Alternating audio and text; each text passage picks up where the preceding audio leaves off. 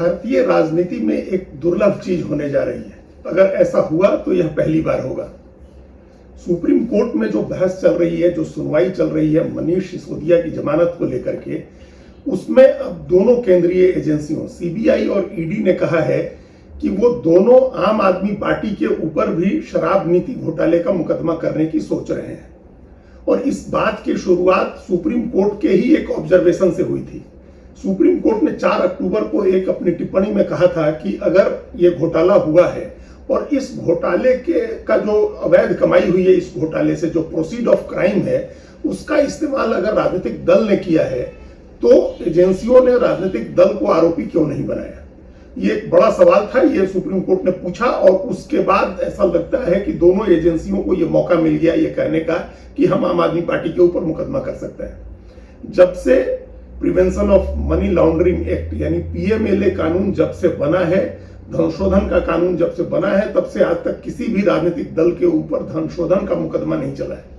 आयकर विभाग की जांच जरूर हुई है कुछ राजनीतिक दलों के खातों की, उनके पैसों की, उनके चंदों की, लेकिन उसमें भी कोई कार्रवाई नहीं हुई है। किसी को कोई आपराधिक मुकदमा करके राजनीतिक दल को एक्यूज नहीं बनाया गया है। अगर ऐसा होता है तो ये पहली बार होगा।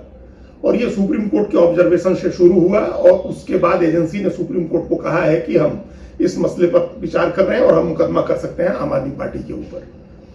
अब उसमें कई सवाल हैं इस चीज को लेकर के कि आम आदमी पार्टी के ऊपर मुकदमा होगा तो पार्टी का क्या होगा। सिर्फ पार्टी को कैसे, पार्टी तो कोई ऐसी चीज है नहीं, कोई फिजिकल चीज तो नहीं है, वो तो एब्स्ट्रैक्ट सी चीज है। पार्टी तो संगठन है लोगों का। तो पार्टी का मतलब क्या, पार्टी का जो सर्वोच्च नेता है उसको माना जाएगा। अगर पार्टी को आरोपी बनाते हैं तो क्या अरविंद केजरीवाल जो राष्ट्रीय संयोजक हैं उनके ऊपर कार्रवाई होगी, या उनके कोषाध्यक्ष हैं उनके ऊपर भी कार्रवाई होगी, या पार्टी के तमाम पदाधिकारियों को आरोपी बनाया जाएगा। ये चीजें अब जब अगर मुकदमा होता है और उस पर कानूनी कार्रवाई शुरू होती है तब ये सारी चीजें सामने आएंगी जिन पर विचार करने की जरूरत होगी। अभी तात्कालिक मामला ये है, 2-3 सवाल तात्कालिक हैं। पहला तो ये कि अभी मनीष सिसोदिया के ऊपर मुकदमा हुआ है, वो गिरफ्तार हुए हैं और जेल में हैं, उनकी जमानत पर सुनवाई हो रही है। उस मामले में सुप्रीम कोर्ट ने फैसला सुरक्षित रखा हुआ है। अगर ये सवाल आता है, अगर पार्टी को आरोपी बनाया जाता है तो ये बड़ा सवाल होगा कि पार्टी पर अगर मुकदमा चल रहा है तो उसके साथ साथ क्या मनीष सिसोदिया पर भी मुकदमा चलता रहेगा। अगर पार्टी ने इस्तेमाल किया है पैसे का और कोई मनी ट्रेल मनीष सिसोदिया के यहां नहीं मिल रहा है, ये पता नहीं चल रहा है कि मनीष सिसोदिया को वो पैसा मिला और उन्होंने पैसे का इस्तेमाल किया, या जो दूसरे बड़े नेता गिरफ्तार किए गए संजय सिंह, उनको पैसा मिला और उन्होंने पैसे का इस्तेमाल किया, अगर ये बात, इसका मनी ट्रेल नहीं मिलता है तब भी क्या इनके ऊपर मुकदमा चलता रहेगा। ये एक बड़ा सवाल है और ये सवाल तब का है जब पार्टी को आरोपी बनाया जाता है। उसके बाद 2-3 सवाल है, ये एक कानूनी पहलू है।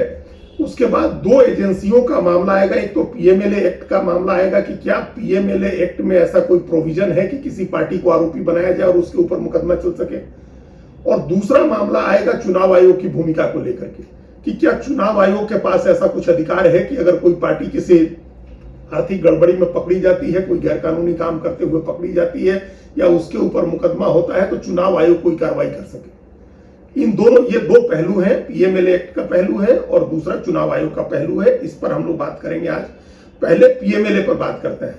जो prevention of money laundering act है उसमें एक प्रोविजन है धारा 70 में, और उस धारा 70 के तहत में कहा गया है ये कि एजेंसी जो है उसमें कंपनियों के ऊपर मुकदमा चलाने की बात कही गई है धारा 70 में कि जो कंपनी है, कंपनीज को, इंडिविजुअल के अलावा कंपनीज को भी आरोपी बनाया जा सकता है।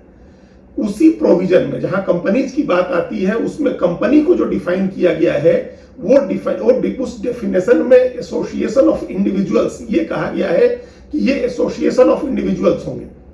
कंपनी के बारे में ये कहा गया है और यही बात राजनीतिक दल के बारे में भी कही गई है कि राजनीतिक दल एक ऑर्गेनाइजेशन है, एक संगठन है, लेकिन उसके साथ ये कहा गया है कि लोगों का समूह भी है। अगर एसोसिएशन ऑफ इंडिविजुअल्स मिल करके और वो अप्लाई करते हैं राजनीतिक दल के मान्यता के लिए तो चुनाव आयोग उनको मान्यता दे देता है।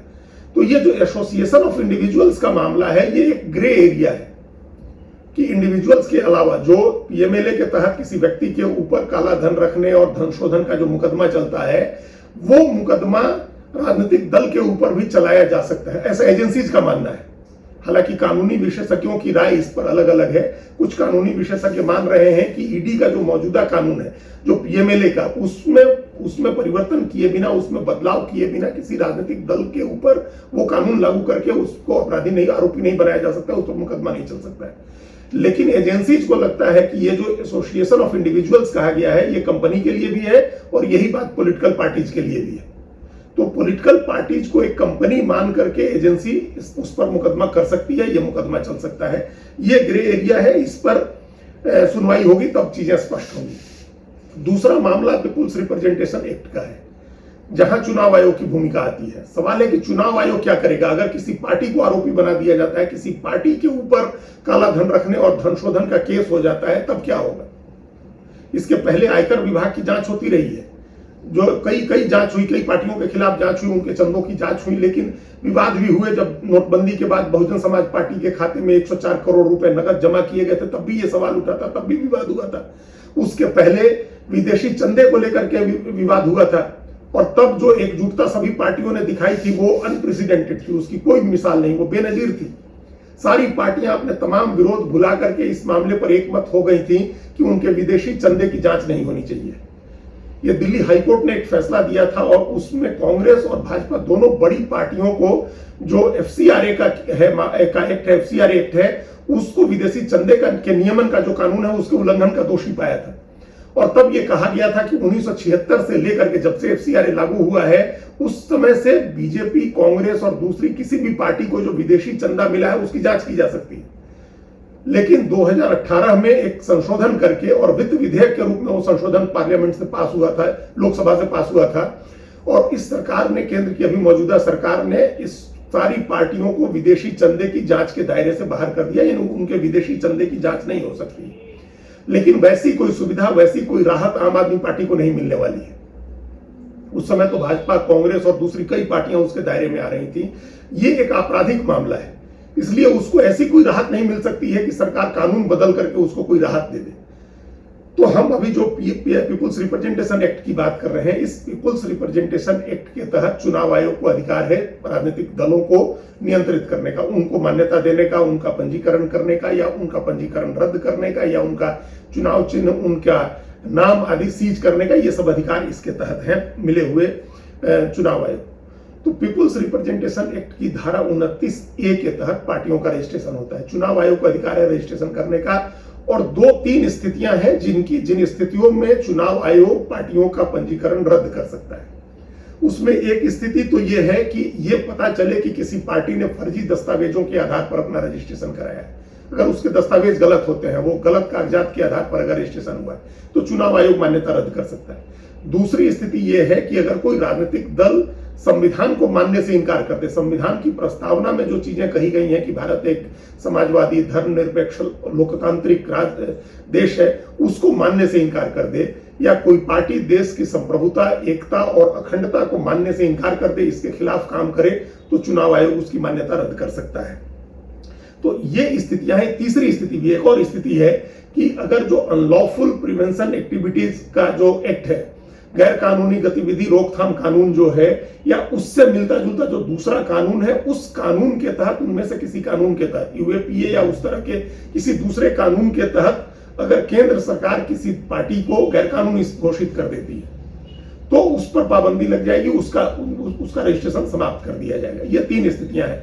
अब इनमें कहीं धन शोधन या काला धन रखने या इस तरह का कोई मामला नहीं है। अब चुनाव आयोग को अगर कोई फैसला करना होगा तो वो किस दायरे में, इनमें से 3 स्थितियों में किस स्थिति के तहत ये काम करेगी। अगर जो यूएपीए के तहत होता है, तब भी इसमें एक बड़ा स्टेप लेना होगा भारत सरकार को कि वो गैर कानूनी करे पार्टी को, तब चुनाव आयोग उसकी मान्यता रद्द कर सकता है। अन्यथा इसमें चुनाव आयोग की कोई भूमिका नहीं बनेगी अगर इस मामले में आरोपी बनाया जाता है आम आदमी पार्टी को। तब भी एक जो पीपुल्स रिप्रेजेंटेशन एक्ट में एक धारा 16A है, उसमें चुनाव चिन्ह और नाम आदि सीज करने का प्रावधान है, लेकिन उसके लिए भी कंडीशन है कि वो हर स्थिति में नहीं किया जा सकता है। अगर कोई पार्टी आचार संहिता का उल्लंघन करती है, चुनाव के समय आचार संहिता का उल्लंघन करती है, या चुनाव आयोग की तरफ से दिए गए किसी निर्देश का पालन नहीं करती है, तब चुनाव आयोग उसका नाम और चुनाव चिन्ह आदि सीज कर सकता है। तो वहां भी ये बात नहीं आती है कि धन शोधन या काला धन का मामला इसके दायरे में भी नहीं आता है, क्योंकि यहां तो चुनाव आयोग का किसी निर्देश का उल्लंघन नहीं हो रहा है और न आचार संहिता का उल्लंघन हो रहा है, तो यहां भी नहीं हो रहा है। तो ये जो पीपुल्स रिप्रेजेंटेशन एक्ट के तहत चुनाव आयोग के जो अधिकार हैं, चाहे वो मान्यता रद्द करने का हो, पंजीकरण समाप्त करने का हो, नाम और चुनाव चिन्ह सीज करने का हो, वो इसके दायरे में नहीं आता है। तो ये एक मोटे तौर पर ये कहा जा सकता है, माना जा सकता है कि अगर सीबीआई और ईडी दोनों आरोपी बनाती हैं आम आदमी पार्टी को, उनके ऊपर मुकदमा होता है शराब नीति में घोटाले का और धन शोधन का, तब भी चुनाव आयोग पीपुल्स रिप्रेजेंटेशन एक्ट के तहत कोई कार्रवाई नहीं करेगा।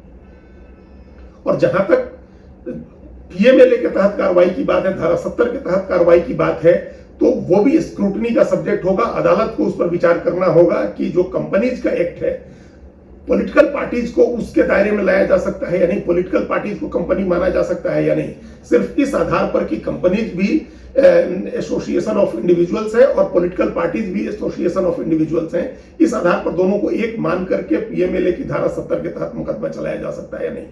तो ये कानूनी पहलू है, संवैधानिक पहलू है, चुनाव आयोग का मामला है, पीएमएलए ईडी का मामला है, अदालत का मामला है। ये सब अगर ऐसा होता है कि एजेंसियां मुकदमा करती हैं, तो ये इन सारे पहलुओं पर विचार होगा। लेकिन उससे पहले एक बड़ा सवाल राजनीतिक होगा कि वह पार्टी जो ईमानदारी की राजनीति करने के नाम पर बनी और वो दावा करती है कि वो कट्टर ईमानदार पार्टी है, उस पार्टी वो पार्टी सबसे पहली पार्टी हो सकती है जिसके ऊपर पीएमएलए का मुकदमा हो। आज तक देश में किसी पार्टी के ऊपर prevention of money laundering act के तहत मुकदमा नहीं हुआ, धन शोधन का मुकदमा नहीं हुआ है, काला धन रखने का मुकदमा नहीं हुआ है। अगर ये पहली बार होगा तो फिर इसको ये कितनी बड़ी विडंबना होगी कि सबसे राजनीति बदलने के लिए जो लोग आए थे, जो ईमानदार राजनीति कर रहे थे, उनकी पार्टी पहला शिकार बनी पीएमएलए का।